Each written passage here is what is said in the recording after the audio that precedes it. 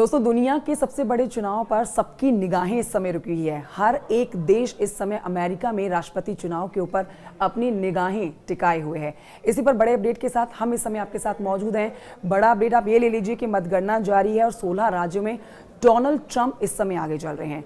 आपके लिए ये जानना बहुत ज़रूरी है कि जिस तरह से हिंदुस्तान में जब चुनाव होते हैं, लोकसभा चुनाव के दौरान उत्तर प्रदेश में सबकी निगाहें टिकी होती हैं, वैसे ही जब अमेरिका में राष्ट्रपति चुनाव होते हैं तो सबकी निगाहें कैलिफोर्निया पर टिकी होती हैं। ऐसा क्यों होता है, ये आप जानिए। देखिए, देश में जब लोकसभा चुनाव होते हैं तो सबसे ज़्यादा सीटें जिस राज्य से आती है वो देश के सबसे बड़े सूबे उत्तर प्रदेश से आती हैं। 80 लोकसभा सीटें आती हैं। ठीक इसी तरह से जब अमेरिका में चुनाव होते हैं तो सबसे ज़्यादा इलेक्टोरल कॉलेजेस जो हैं वो सबसे ज़्यादा कैलिफोर्निया से आते हैं, जिनके ऊपर सबकी निगाहें टिकी होती है। 53 इलेक्टोरल कॉलेज कैलिफोर्निया से आते हैं। इसलिए आप कह सकते हैं कि जब भी राष्ट्रपति का चुनाव अमेरिका में होता है तो सबकी निगाहें कैलिफोर्निया पे टिकी होती हैं। इस समय कांटे का मुकाबला तो आप नहीं कह सकते क्योंकि डोनाल्ड ट्रंप ने काफ़ी बढ़त बना रखी है, लेकिन आप ये कहिए कि कमला हैरिस ने डोनाल्ड ट्रंप को यहाँ पर टक्कर अच्छी खासी दे रखी है। 7 स्विंग स्टेट्स का हाल भी आप जान लीजिए। 7 स्विंग स्टेट भी बहुत अहम होते हैं, जिनमें इस समय जॉर्जिया जो स्टेट है इसमें ट्रंप सबसे आगे चल रहे हैं।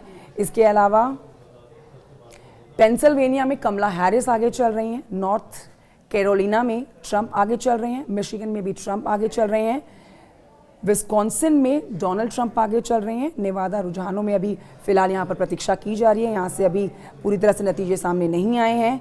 एरिजोना में रुझानों की प्रतीक्षा की जा रही है और आप कह सकते हैं कि 7 स्विंग में भी इस समय कमला हैरिस पीछे हैं और डोनाल्ड ट्रंप आगे चल रहे हैं। एक बड़ा अपडेट आपने ये भी है कि जब भी अमेरिका के अंदर राष्ट्रपति चुनाव होते हैं तो रूस की तरफ से, रशिया की तरफ से हमेशा धमकी दी जाती है और ठीक ऐसा इस बार भी होता हुआ देखा जा रहा है।